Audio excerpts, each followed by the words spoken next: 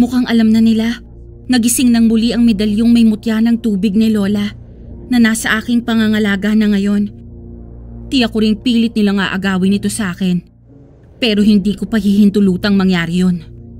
Ngayong gabi, magkakaalaman na kung sino ang matitirang buhay. Mga Alipores, nandito na ang hinahanap natin. Ang may hawak ng medalyong may mutya ng tubig. Itigil niyo na ang panggugulo at ituon ang konsentrasyon niyo sa dalagang ito. Atakihin siya at kunin sa kanya ang medalyon.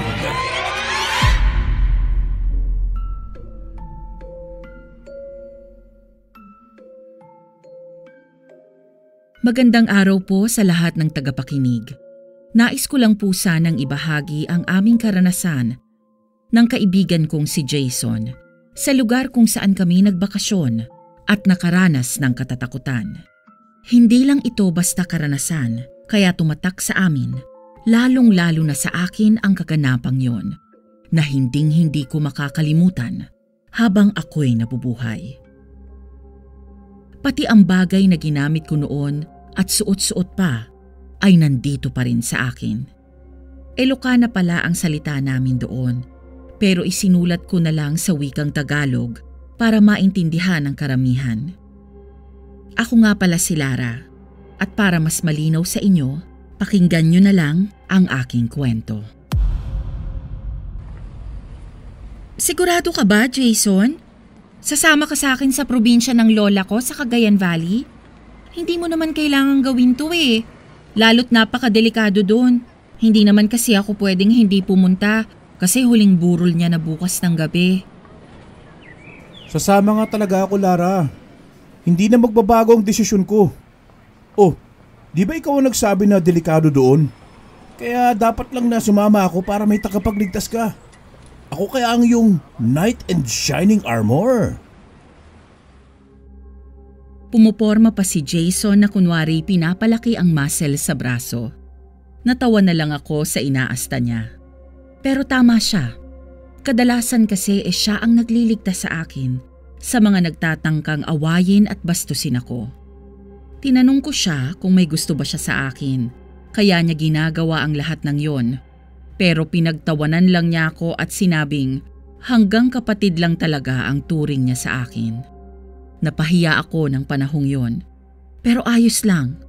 Kasi at least, kahit papano, alam ko na kung ano talaga kami.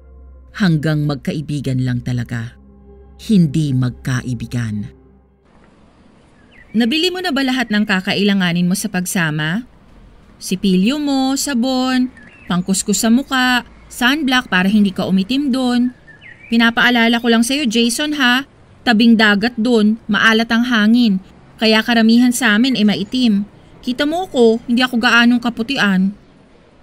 Oo, ayos lang lahat. Saka hindi mo na kailangan bumili ng mga ganyan, no? Maputi naman ako sinilang kaya hindi ako basta-basta iitim. Na gaya ng sinasabi mo. Ikaw nga yata dyan ang mas nangangailangan ng mga ganun eh.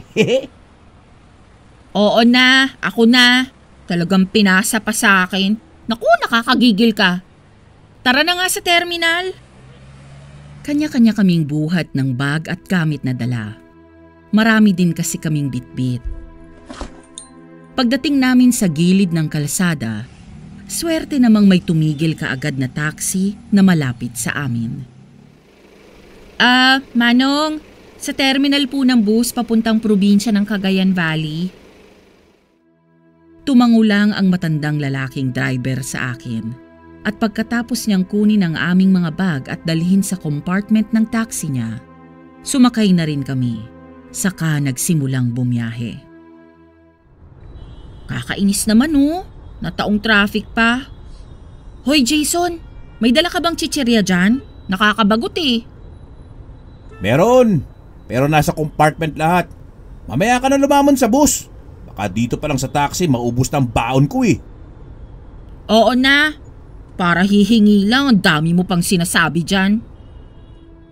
Nasulyapan ko si Manong driver na nakangiti.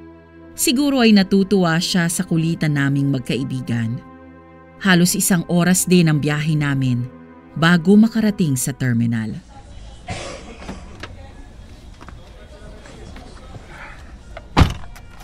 Pagbaba ni Manong sa aming mga gamit, saka lang ako nagbayad ng pamasahe. Eto Manong. Sa'yo na yung sukli. Salamat po Abot tenga ang ngiti ng matanda. Sino ba naman kasi ang hindi matutuwa? 1,000 ang inabot ko, samantalang wala pang 500 ang pamasahe namin. Sumaludo pa siya sa amin ni Jason, sa kanya pinatakbo ang taxi. Natawa na lang kami, saka kinuha ang mga dala para ipasok sa loob ng bus. Aba, mukhang swerte Dito na lang tayo sa unahan maupo. Tutal wala pa naman yatang nakapwesto dito Ano? Ayoko dyan. Parang nakakangawit dyan Mas nakakangawit sa likuran 12 oras ang biyahe. Minsan umaabot pa ng 14 oras. Ganon din katagal nakabaluktot yung tuhod mo. Dito sa harapan, pwede mong iunat-unat. Pero ikaw ang bahala kung saan mo gusto. Basta ako, dito ako sa harapan uupo. Sige na nga. Pagkatapos isalansan sa taas ang aming mga gamit, umupo na kami. Siyempre, ipinaiwan ko sa kaibigan ko ang mga dala niyang chichirya at doon sa ilalim ng upuan namin inilagay.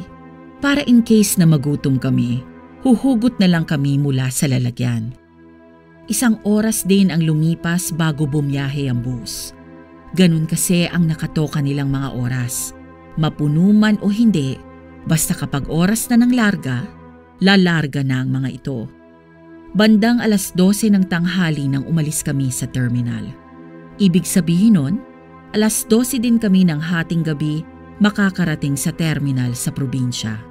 Nakakabagot, nakakahilo, at nakakaantok kung hindi ka sanay bumiyahe ng ganun kalayo papunta sa isang lugar. Jason, kumusta ang pakiramdam mo? Nahihilo ka ba? Hindi. Anong hindi? Hindi ka nagkakamali. Naghahanda na pala siya ng smoke cellophane ng mga oras na yon para masukahan. Naaawa naman ako at natatawa sa kaibigan ko. Kalalaki kasing tao, pero mahiluhin sa biyahe. Ang mabuti pa ay umidlip ka na muna para mawala yung hilo mo. Talaga? Mawawala ito kapag umidlip ako? Oo.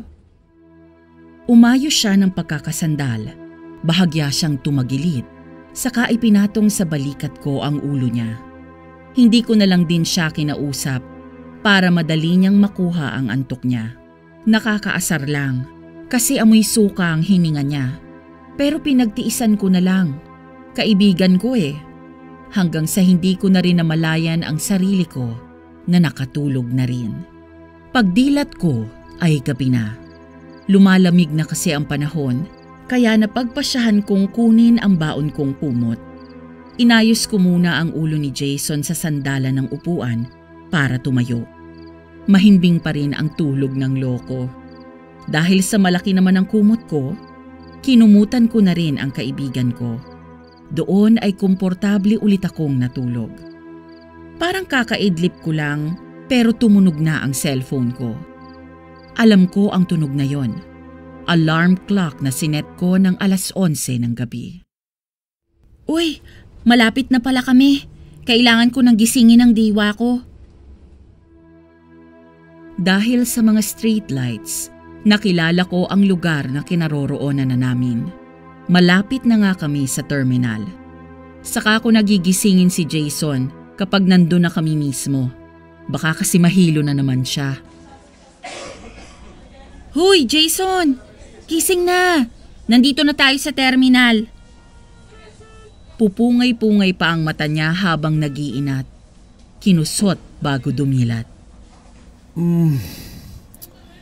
Anong oras na ba? Kalagitnaan na ng gabi, 12:00 pasado. Nang maisaayos na ang parada ng bus, nagsibabaan na kami. May mga tricycle driver ding nag-aabang doon na pwedeng arkilahin para ihatid kami sa aming pupuntahan. Eksaktong may kakilala ko sa kanila, kaya sa kanya kami sumakay. Pero banaag ko sa mga mata niya na parang nag-aalinlangan siyang ihatid kami sa aming lugar. Sinabihan pa nga siya ng isa sa mga kasamahan niyang driver na mag-ingat. Pre, bakit parang balisa ka? Huwag kang mag-alala. Hindi naman kami kuripot na magbigay ng pamasahe. Hindi ko alam kung bakit biglang ganun ang tanong ni Jason sa kaibigan ko. Pero hindi naman ito sumagot. Bagkus nakatutok lang ito sa daan at palinga-linga sa paligid.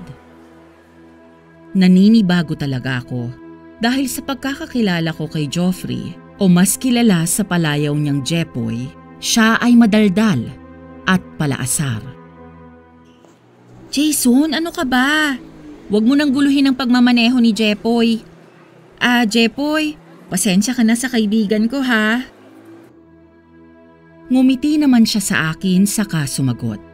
Sinabi nito na hanggang labasan lang niya kami ihahatid at hindi na papasok. Ramdam ko na may itinatago siya sa akin, pero hindi na lamang ako nag-usisa at pumayag na lang din ako.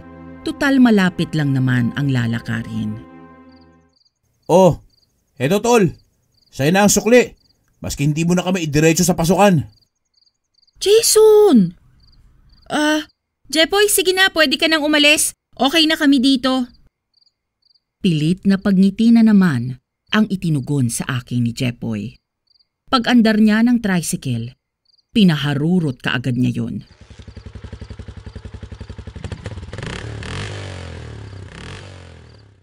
Kami naman ay nagsimula ng maglakad habang pinagsasabihan ang kaibigan ko.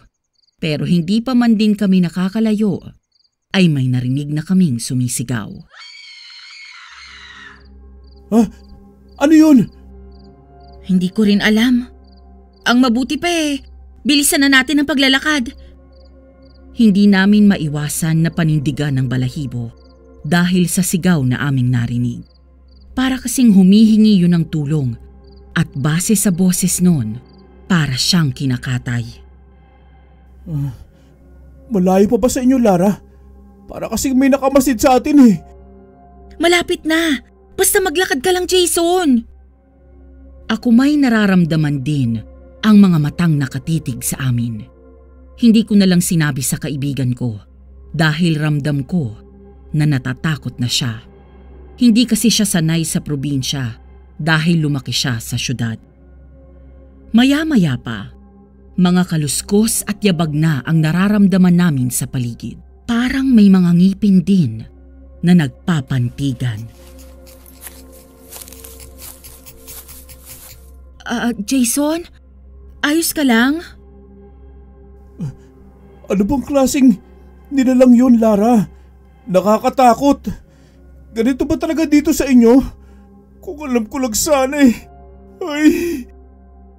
Hindi ko na lamang siya sinagot. Nag-concentrate na lang ako sa paglalakad. May mga pagkakataong lumilingon ako sa aking likuran dahil parang ang lapit na sa amin ng kung sino mang sumusunod. Pero wala naman akong nakikita. Mabuti na lamang at nang makalapit kami sa bahay, ay sinalubong kami kaagad ng kamag-anak kong nagbabantay sa burol ni Lola. Ang mga tita ko, inakay kami ni Jason papasok ng bahay. At ang mga tito ko naman, kinuha mula sa amin ang aming mga dala. Makikita din sa mata ng mga ito ang pagkaaligaga sa paligid na parang may kinatatakutan. Pagpasok namin sa loob ay saka ko pa lamang sila tinanong. Ano po ba talaga ang nangyayari, Tito? Tita? Bakit parang ang laki na yata ng pinagbago nitong probinsya natin? Lara, ang totoo malaki na ang pagbabago dito sa ating lugar. Hindi na gaya ng dati na tahimik at ligtas. Halos sinakop na dito ng masasamang nilalang. Masasamang nilalang ho? Ano namang klaseng nilalang ang mga ito? Mga nilalang na kumakain ng karne at labang loob ng mga tao. Mababangis ang kanilang mga itsura. Kayang magbago ng anyong hayop. At ang pinaka nakakatakot ay kaya nilang magpalit ng anyo bilang mga aswang. Nanindig ang mga balahibo ko sa katawan. Si Jason naman ay makahulugang nakatingin sa akin at ramdam ko na takot din siya sa revelasyon ni na Tita Emma at Tito Miguel. Hindi kami pareho nakaimik at napalunok na lamang ng laway habang patuloy sa pagkukwento ang mga kamag-anak ko. Pero ang pinakahuling revelasyon ang nagpakuyom ng aking mga kamao. Ang dahilan pala ng pagkamatay ng aking lola ay inatake siya ng mga aswang dahil may gusto daw silang kunin sa kanya na importanteng bagay. Kailangang mailibing na ang lola mo sa lalong madaling panahon. Dapat na kasing maipasa sa iyo ang iniwan niyang medalyon na may mutya ng tubig. Ikaw lang, Lara, ang may kakayahang magmana nito at gumamit dahil hindi magkakabisa kapag sa iba napunta. Mutya? Ayon sa nabasa ko, ang mutya daw ay pagmamay-ari ng mga nilalang na nasa panig ng liwanag. Nagbibigay ang bagay na ito ng proteksyon, swerte, karagdagang lakas at liksi sa pagkilos ang sinumang may tangan nito. Lara, swerte mo dahil may mamanahin kang mutya mula sa iyong lola. Pero hindi ako nakaimik. Naririnig ko ang kanilang mga sinasabi, pero sa isip ko ay kung papaano maipaghihiganti ang lola sa kung sino man ang pumatay sa kanya. Hanggang sa hindi ko namalayan na umiiyak na pala ako. Inalo ako ni Jason upang patahanin. Shh! Tahan na. Ayos lang yan.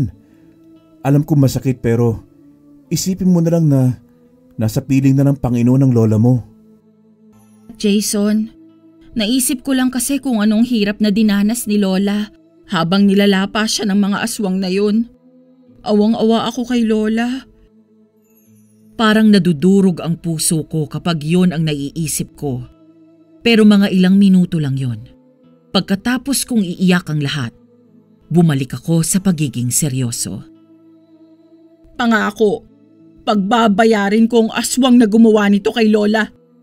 Ipinapangako ko, hinding-hindi ako titigil hanggat hindi siyang sunod na mailibing. 2 gabi lang namin pinaglamayan ang labi ni Lola at inilibing kaagad. Pagka-uwi namin ay inakay ako ni Tita Emma sa dating kwarto ni Lola. Doon ay ibinigay niya sa akin ang isang pulang tela. Bukas ko na daw ito buksan, sapagkat kailangan daw munang lumipas ng isang araw ang libing ng dating may-ari ng bagay na yon para maisalin ang bisa at hindi yon makulong sa kabaong. Tinanggap ko naman yon ng bukal sa aking puso. Kinabukasan, kasama ko si Jason na binuksan ang pulang tela. Isang medalyon na may puting bato sa gitna ang laman noon. Ito na kaya ang sinasabi nilang medalyon ni Lola na may mutya ng tubig? Marahil nga, Lara. Ano ba ang mga hakbang para mabuhay ang bisa niyan? Sabi ni Tita Emma, 1 linggo ko daw itong ibabad sa benditadong tubig na nanggaling sa simbahan. Pagkatapos, dasalan ko raw ito ng taimtim kada bibisitahin ko. At kapag nagawa ko ng magising ang mutya, kusa daw itong magpaparamdam sa akin. Kung ganon, umpisa mo na ngayong araw. Total, eksaktong Lunes naman eh. Sa araw ng linggo, ang huling padasal mo dyan. Sa susunod na Lunes magkakaalaman na. Salamat Jason ha, dahil lagi kang nandyan. Pasensya ka na rin sa mga kamag-anak ko kung lagi nilang sinasabi na magsyota tayo at bagay sa isa't isa. Sus!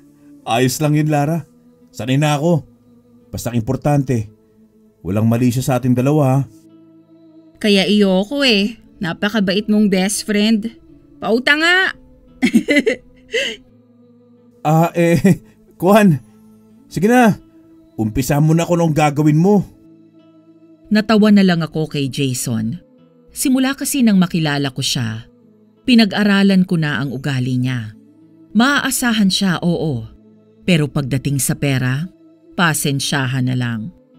Isang araw, may balitang dumating sa amin. Nagimbal kami ni Jason sa balitang yon. Ayon sa mga nag-uusap-usap, isang lalaking driver daw ng tricycle ang natagpuang inaagnas. Nawawala din daw ang laman loob at ibang parte ng katawan nito. Napag-alaman pa na ang napapabalitang biktima ay walang iba kung hindi ang kaibigan ko na naghatid sa amin, si Jepoy. Para akong nalanta sa nalaman ko. Muntik na akong mabuwal sa kinatatayuan ko. Mabuti na lang at nasalo ako ni Jason. Oh, okay ka lang, Lara? Oo. Hindi ko lang lubos na maisip na pati si Jepoy mabibiktima na rin nila. Wala silang awa. Pangako, Jepoy. Isa ka na sa dahilan ng paghihiganti ko sa mga aswang na yon.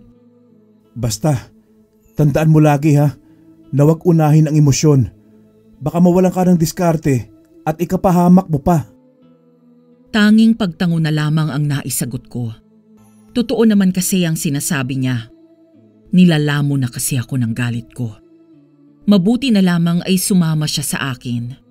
Laging nagpapaalala sa mga tama kong gagawin. Paglipas ng 1 linggo, nagawa ko naman ng tama ang lahat ng hakbang para gisingin ang mutya ng medalyon ni Lola. Umaasa ako na magtatagumpay ako sa minimithi kong kapangyarihan. Araw ng Lunes.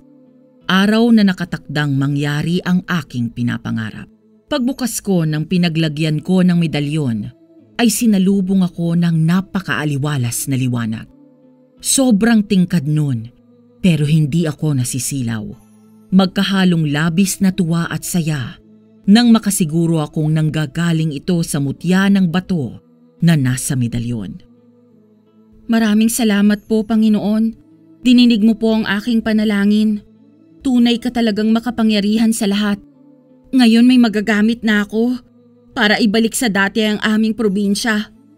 Kapag nailagay ko na sa hukay ang lahat ng masasamang aswang na nagpapalaganap ng lagim.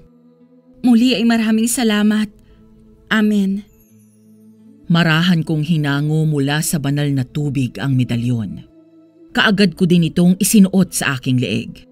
Namilog naman ang aking mga mata dahil ramdam ko ang ibinabahagi nito sa akin na karagdagang lakas. Mas tumindi rin ang aking tapang sa katawan. Ngayon ay siguradong handa na ako para harapin ang mga aswang. Nang matapos ang pagsasalin ng kapangyarihan, hahanapin ko na sana si Jason, pero paglingon ko sa aking likod ay nandun na siya at nakangiting tinitignan ako saka pa isa-isa siyang pumapalakpak. Binabati kita, Lara. Napagtagumpayan mo ang iyong gustong mangyari. Ngayon pa lang binabati na kita. Pero sana, palagi mong pakatatandaan na mag-ingat ka pa rin ha. Hangad ko ang tagumpay mo sa pakikipagtuos mo sa mga aswang na mapagsamantala sa kahinaan ng mga tao. Salamat, Jason. Mabuti na lang din at palagi kang nandyan para paalalahanan at payuhan ako araw-araw. Isa kang tunay na kaibigan. Dahan-dahan niya naman akong nilapitan sa kaginawaran ng mahigpit na yakap. Yakap na ngayon ko lamang naramdaman na may kakaiba roon. Hinalikan pa niya ako sa ulo, saka may sinabing kataga, ngunit hindi ko yon naunawaan. Tatanungin ko pa sana siya, subalit hinawakan niya ako sa aking baba. Inangat niya ang ulo ko, saka inilapit ang kanyang labi sa aking labi. Kung hindi pa kami tinawag ni na Tita Emma at Tito Miguel, ay paniguradong naglapat na naman ang aming mga labi. Tara. Kakain na raw tayo Kaagad siyang umiwas at nauna nang lumabas ng bahay. Ako naman ay naiwan na nakatulala na napahawak pa sa aking bibig. Pero sa huli ay napangiti na lang ako dahil alam ko na nagpapanggap lang si Jason na wala siyang gusto sa akin. Hindi ko maiwasan ang kiligin pero pinilit ko munang iwaglit yon sa aking isipan dahil may mas importante pa akong bagay na dapat gawin at lutasin bago ang aking sariling kaligayahan. Pagsapit ng gabi ay nabulabog ang lahat sa sigaw ng mga taong tila humihingi ng saklolo. Pabalikwas akong lumabas ng aking kwarto, saka nagtungo sa labas ng bahay. Sina Jason, Tita Emma at Tito Miguel ay naabutan ko sa labas. Makahulugan akong tinignan ni na Tito at Tita, saka ako tinanguan. Oras na, Lara, para gampanan mo ang iyong tungkulin. Nasabi na sa akin ni na Tito Miguel at Tita Emma ang bawat detalye. Kaya mag-iingat ka. Pwedeng ito ng pagkakataon para maalis mo sa kamay ng mga aswang ang inyong probinsya. Tila mas lalo akong nabuhayan ng loob sa sinabing yun sa akin ni Jason. Ngumiti muna ako sa kanya, saka ko siya sinagot. Mukhang alam na nila. Nagising ng muli ang medalyong may mutya ng tubig ni Lola na nasa aking pangangalaga na ngayon. Tiyak ko ring pilit nilang aagawin ito sa akin, pero hindi ko pa hihintulutang mangyari yun. Ngayong gabi, magkakaalaman na kung sino ang matitirang buhay. Pumasok sa loob si Tito Miguel at paglabas nito ay may dala na siyang pana at mga palaso. Sinabi naman ni Tita Emma na ang pana at mga palasong yon ay sandata ng aking lola noong isa pa itong manunugis noong kapanahunan pa niya. Salamat po, Tita, Tito. Ipagdasal niyo na lamang po na mapagtagumpayan ko ang laban. Aalis na po ako. Hindi na ako tumingin pa kay Jason. Maski kasi hindi niya sabihin, ay nakikita ko sa mga tingin niya ang pag-aalala niya sa akin. Pagdating ko sa lugar, ay abala ang mga aswang sa panggugulo sa mga tao. Parang sinasadya ng mga ito upang ako'y mapalabas at kusang pumunta sa kanila. Itigil niyo yan! Ako ang harapin yung mga aswang! Mga Alipores, nandito na ang hinahanap natin. Ang may hawak ng medalyong may mutya ng tubig. Itigil niyo na ang panggugulo at ituon ang konsentrasyon niyo sa dalagang ito. Atakihin siya at kunin sa kanya ang medalyon. Subukan niyo lang nang makita niyo ang hinahanap niyo. Hindi na nagpaligoy-ligoy pa ang mga aswang. Kaagad nilang sinunod ang utos ng kanilang iginagalang na hari at reyna upang sugurin ako. Kalmado ko namang nilalagyan ng palaso ang ipinamana sa aking pana ni Lola. Saka itinutok sa pinakamalapit na aswang na sumusugod. Pati ako ay hindi makapaniwala sa aking sarili. Dahil walang kahirap-hirap kong napatamaan ang aswang na aking inasinta sa noo. Bagsak kaagad ang aswang na yon sa lupa. Dilat ang mga mata, ngunit hindi na humihinga pa. Aba, ayos ah! Ganito pala ang pakiramdam ng nakapatay ng aswang. Masaya at nakakapanabik. Sinubukan kong pagsabayin ang dalawang palaso na ibinala ko sa aking sandata. Hindi pa rin ako nagmintis sapagkat sa dalawang aswang ito tumama at puro sa noo pa rin ito bumaon. Nanggigil naman ang hari ng mga aswang dahil sa nangyayari. Sumingasing din ng malakas ang reyna. Pipigilan pa sana ng haring aswang ang reyna niya na galit na sumugod sa akin. Pero hindi na ito nagpaawat pa. Bago ko nilagyan muli ng palaso ang aking pana, napahalik muna ako sa medalyon, saka ko ito pinakawalan. Nanlaki ang mga mata ko nang mailagan ito ng reyna ng mga aswang. Papatayin kitang babae ka! Papatayin kita! Nag-sign of the cross muna ako bago ako ulit nagpakawala ng isa pang palaso. Swerte namang natamaan ko ang reyna, pero sa balikat lang. Hindi yun naging hadlang upang tumigil siya sa pag-atake sa akin. Hanggang sa tuluyan na kaming magsuntukan ng lakas at magpalitan ng atake. Ibigay mo na ang lahat ng kakayahan at lakas mo, Reyna, bago ko tapusin ang iyong buhay! Hindi ito nagpatinag o nasindak man lang. Patuloy pa rin niya akong inaatake. Nang makahanap ako ng magandang pagkakataon, ay itinara ko sa kanyang noo ang hawak kong palaso, saka ibinalibag ang pana sa kanyang ulo. Reynanos! Hindi! Anong ginawa mo sa reyna ko? Humanda ka sa akin! Kalmado pa rin ako ng mga sandaling yun. Nang makasiguro akong wala ng buhay ang reyna ng mga aswang, ay sinunod ko namang pagtuunan ng pansin ang hari ng mga ito. Nakasalukuyang kumakaripas ng takbo upang sugurin ako. Kinapako ang lalagyan ng aking palaso sa aking likod. Napalunok ako ng sarili kong laway nang mapagtanto kong iisa na lamang pala ang aking bala. Magkaganon man, tinatagan ko pa rin ang aking loob, saka itinutok ang aking pana sa hari. Pinakawalan ko ito at swerteng tumama ito sa kanyang dibdib. Bagsak ito sa lupa ng nakatihaya at hindi na gumagalaw pa. Tapos na ba? Wala na bang kalaban? Wika ko habang napaluhod sa lupa dahil sa matinding pagod. Ang inaakala kong tapos na ang digmaan ay isa palang malaking pagkakamali dahil bigla na lamang humalakhak ang hari ng mga aswang na walang kahirap-hirap na tumayo, saka binunot ang palasong tumama sa kanya. Sa tingin mo ba'y tatalab sa akin ng ordinaryong sandatang yan, ha? Babae! Parang namumukhaan ko ang sandatang yan. Galing yan sa matandang si Salve, hindi ba?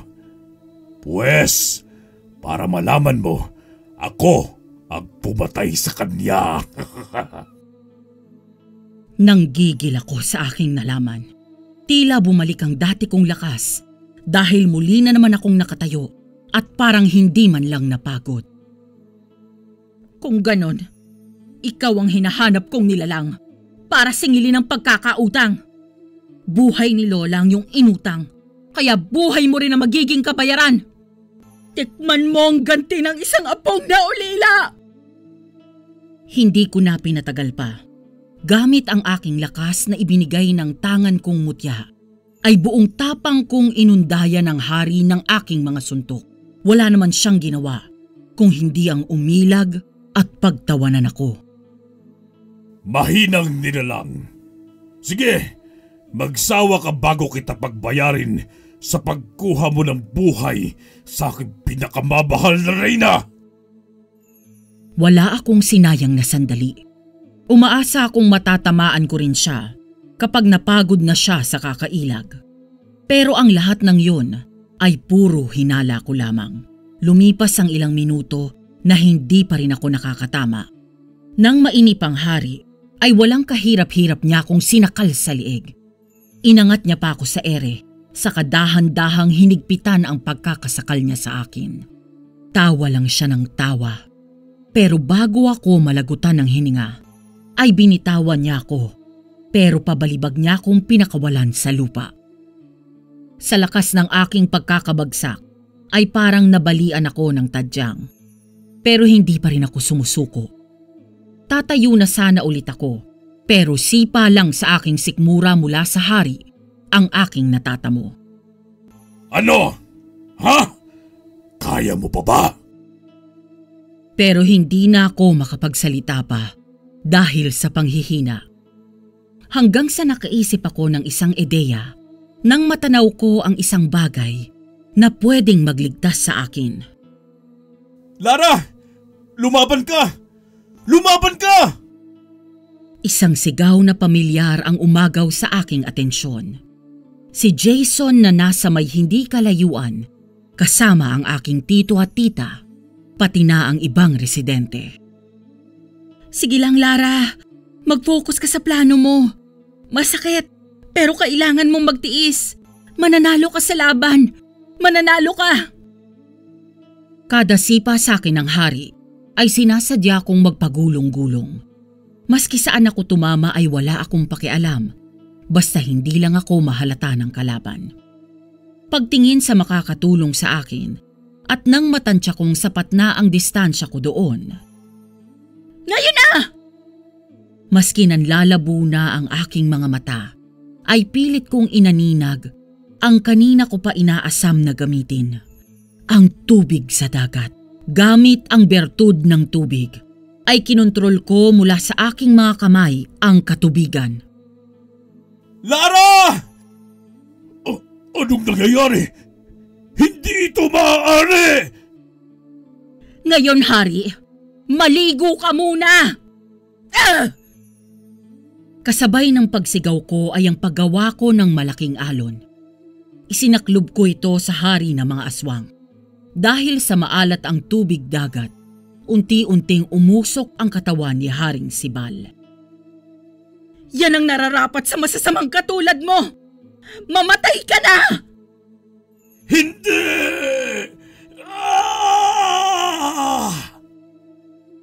Yun ang huling mga sigaw na narinig ko mula sa hari bago ako tuluyang nawalan ng malay. Nagising na lamang ako na nasa loob ng bahay ni Lola. Nakatulog naman si Jason habang nakaupo sa tabi ko. Jason? Nagising naman kaagad ang kaibigan ko nang may matamis na ngiting nakaguhit sa kanyang mga labi. Lara, mabuti naman at gising ka na. Ano? Gutom ka na ba? Anong masakit? Ha? Nauuhaw ka ba? Sabihin mo lang, ikukuha kita. Ang OA mo, Jason. Ayos lang ako, ano ka ba? Yung hari ng mga aswang, ano nangyari sa kanya? Ayun! Nagmistulang dikyang inasinan dahil sa tubig alat. Nangisay hanggang sa malusaw ang kanyang katawan. Nanalo ka sa laban niyo, Lara. Bilib talaga ako sa tapang mo. Tapos na rin ang problema. Wala na sigurong aswang na natira, hindi ba? Sigurado yan.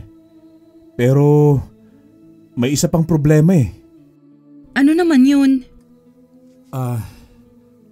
Ako. Alam mo sa nangyari? Napagtanto ko na dapat pala magpakatotoo tayo sa ating mga nararamdaman.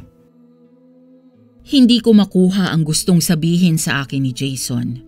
Masyado din siyang seryoso ng mga sandaling yon. Hoy Jason, lasing ka ba? O nasobrahan ka lang sa tulog? Sabihin mo na kasi kung anong gusto mong sabihin. Huwag ka nang magpaligoy-ligoy. Puro ka pa sa kalye dyan eh. Bakit hindi mo na lang… Mahal kita, Lara. Parang umurong ang dila ko sa mga sandaling yon.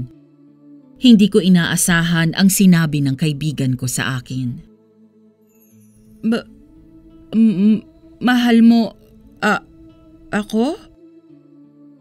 Hindi ko ulit natapos ang aking sasabihin nang hinalikan niya ako sa labi. Gustong tumutol ng aking isipan pero pinipigilan naman ako ng aking puso. Ilang segundo ring naglapat ang aming mga labi, saka siya unti-unting kumalas. This time, hindi na ako magpapanggap pa. Aaminin ko na ang totoo. Mahal kita, Lara, noon pa man.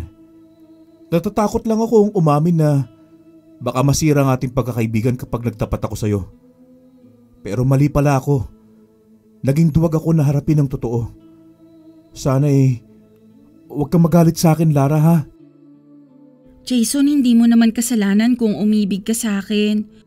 Puso mo ang nagdidikta eh. Ang totoo niyan, matagal ko nang hinihintay ang sandaling to. Ang magpakatotoo ka sa sarili mo. Saka huwag ka mag-alala. Hindi ako galit. Kasi mahal din kita. Hindi ko mailarawan ang mukha ni Jason sa sagot ko. Niyakap niya ako ng mahigpit. Pero kaagad ding bumitaw dahil sa pag-aray ko. Masakit pa kasi ang katawan ko dahil sa pagkakabugbog. Ilang araw din akong inalagaan ni Jason na sa mga panahong yon ay kasintahan ko na. Todo pag-aasikaso ang ginawa niya upang mapabilis lang ang aking pagaling. Nang makarecover na ang aking katawan at nagagawa ko ng tumayo, ay niyaya niya akong mamasyal sa dalampasigan. Habang naglalakad-lakad kami, ay hindi ko inaasahan ang kanyang gagawin. Nagkunwari siyang kinagat ng alimango para mailuhod ang kanyang isang paa. Inalalayan ko naman siya. Pero ang sumunod na nangyari ay ibinuklat niya ang nakasara niyang kamay at doon tumambad sa akin ang maliit na pulang kahon. Binuksan niya ito at ang laman ay isang gintong singsing. Lara? Will you marry me? Napatakip ako sa aking bibig habang kumakabog ang aking dibdib sa tuwa, habang isinusuot niya naman ang mamahaling bagay sa aking palasingsingan. Yes! Yes, Jason! Sagot ko sa kanya at saka ko siya niyakap. Binuhat niya ako sa kamuling hinagkan. Narinig ko na lamang ang palakpakan ng mga residente, pati na ng aking Tito Miguel at Tita Emma dahil sa kilik. Sa tabing dagat din kami ikinasal. Hindi na kami bumalik sa syudad. Nagpundar na lamang kami ng negosyo doon. Naging parte na kasi ng buhay ko ang dagat. Bukod sa dito nag-propose sa akin si Jason na ngayon ay asawa ko na, dito din ako kumuha ng sandata para palayain ang aming probinsya sa kamay ng mga aswang.